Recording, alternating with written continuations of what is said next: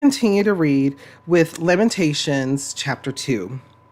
How the Lord has covered the daughter of Zion with the cloud of his anger. He has hurled down the splendor of Israel from heaven to earth. He has not remembered his footstool in the day of his anger. Without pity, the Lord has swallowed up all the dwellings of Jacob. In his wrath, he has torn down the strongholds of the daughter of Judah. He has brought her kingdom and its princes down to the ground in dishonor. In fierce anger, he has cut off every horn of Israel. He has withdrawn his right hand at the approach of the enemy. He has burned in Jacob like a flaming fire that consumes everything around it.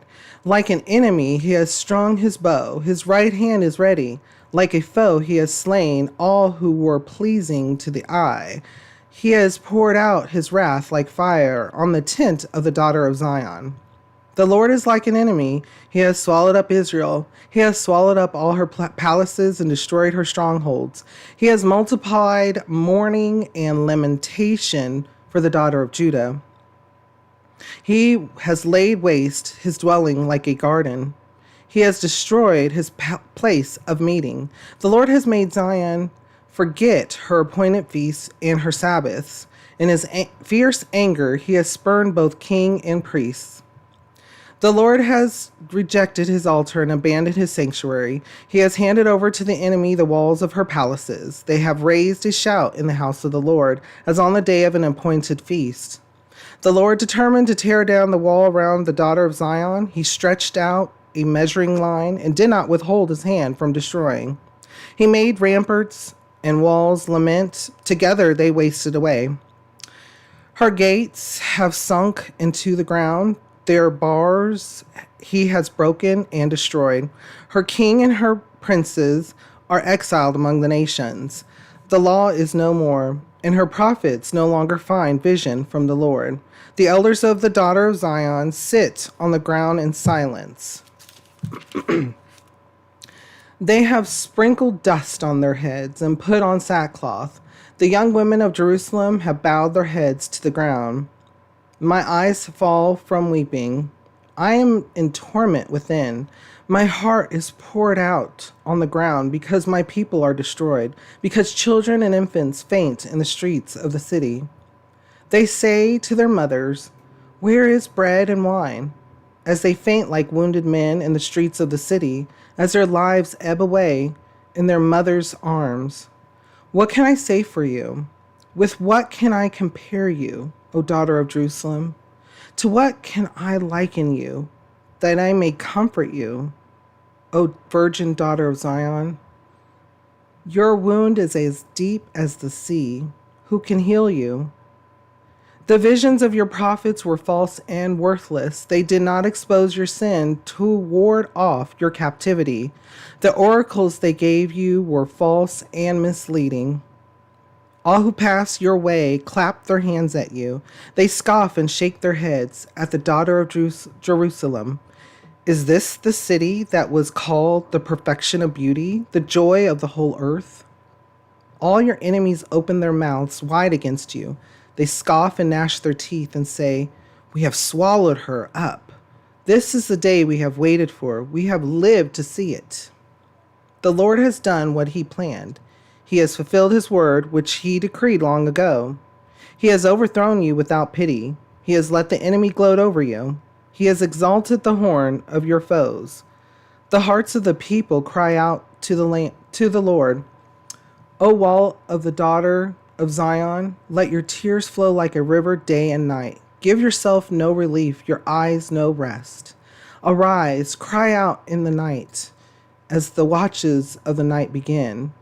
Pour out your heart like water in the presence of the Lord. Lift up your hands to him for the lives of your children who faint from hunger at the head of every street.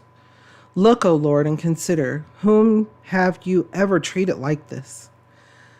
Should women eat their offspring, the children they have cared for? Should priest and prophet be killed in the sanctuary of the Lord? Young and old lie together in the dust of the streets.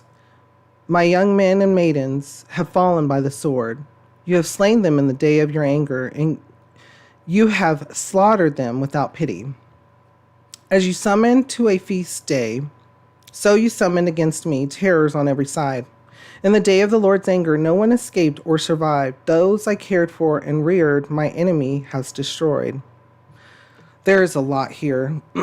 Again, Jeremiah is giving it to us right now. He is telling us, listen to what he is saying. Listen to how he starts out here in chapter 2. How the Lord has covered the daughter of Zion with the cloud of his anger.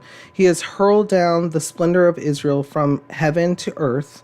He has not remembered his footstool in the day of his anger. And so that imagery, it reminds me also of what happens to Satan too. Because it's the same, it's wickedness, it's sin. He hurled it from heaven to earth. He's doing away with sin. He's doing away. He's not to be around it. He is holy, and it is a representation of just how far Israel, Judah have gone. They've gone to wickedness. They've gone to a place where what other options the Lord is going to have at that time, because he's already gave those warnings over and over again. And he already told them what was going to happen, because he said, this is going to be a land flowing with milk and honey, but you're stubborn. You're hard-headed. You have a hardened heart. Eventually, you'll even have a hardened heart eventually, and you will just turn from me and treat me as the enemy. And as we can see throughout the book of Jeremiah as well, and into Lamentations, Jeremiah is describing things that he's letting us know that yes, Israel, Judah, they did these things. They were wicked, and this is the consequences of that, to the point where they were being wicked and blaming the Lord for things that were happening to them. But the Lord was allowing for their wickedness to prosper. And you see, he was allowing the consequences of their wickedness continue. And they thought that they were all big and bad. So the Lord was like, look, there are people who can conquer you. And without me being there, it can happen. And it did. And so there's a lot here. And then he goes on to say over here, and continuing on, that the visions of your prophets were false and worthless. They did not expose your sin to ward off your captivity. The oracles they gave you were false and misleading. So remember, we talked about just a moment ago how Israel, Judah were getting to the point where they were creating things that would best benefit them. That included the prophets as well. They would pay them off. They would say, no, you're not a prophet. This person over here is a prophet, even though that there was only one group that could be, which was the Levites. Remember, go back all the way to Exodus, that were like Exodus Lamp Bible Study. And you can hear that the Levites at that time, particularly near the end where it starts and I want to say in the 30s chapters and later, but correct me if I'm wrong in the comments, and how the Levites were going to be, remember, Moses and Aaron, they were going to be priests, that they were going to be, it was from the tribe of that would be the Levites. And so you have these people who have now twisted everything to how they want it. It was, I can only think of like modern day, something that was being sold, like bringing past to present, like being sold, like a bag of, you may have heard sayings, like a bag of horribleness that's being sold as good, or there's other things, but being sold a bunch of not good stuff. And so that was consistently, and the people were believing it, because once you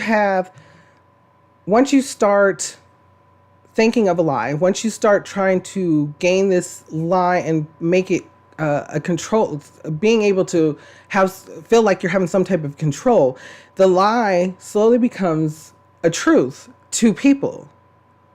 even though it's still a lie. It never was the truth. But they have created it into their truth because that's what they wanted to believe. That's what they wanted to happen. That was what they feel best benefit them. It was not guidance from the Lord. Because at that time, they wanted to control everything. They wanted to control their lives. They wanted to control what they did, how they did it, how they treated others. And they didn't care.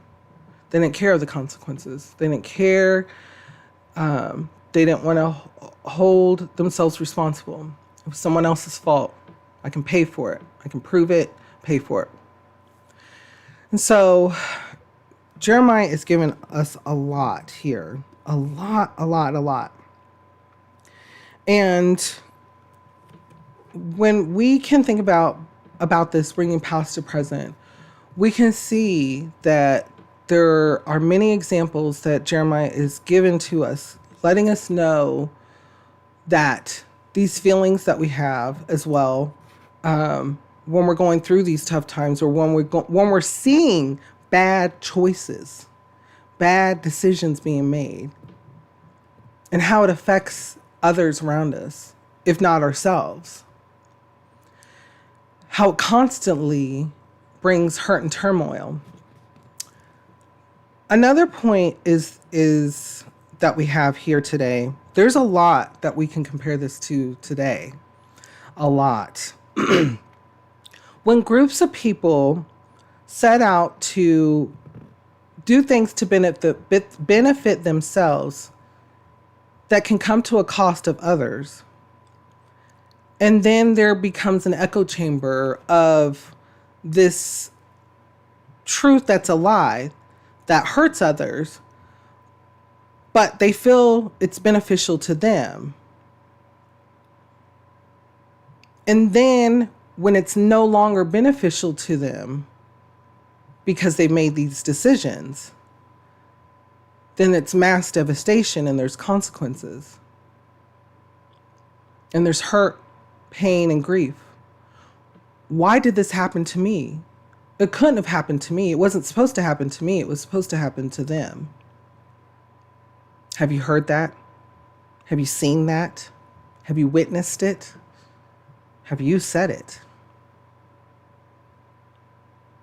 I know, I'm hitting on those buttons, aren't I? I don't even have to bring up a lot of those hot topics either, because I already know you're thinking about them.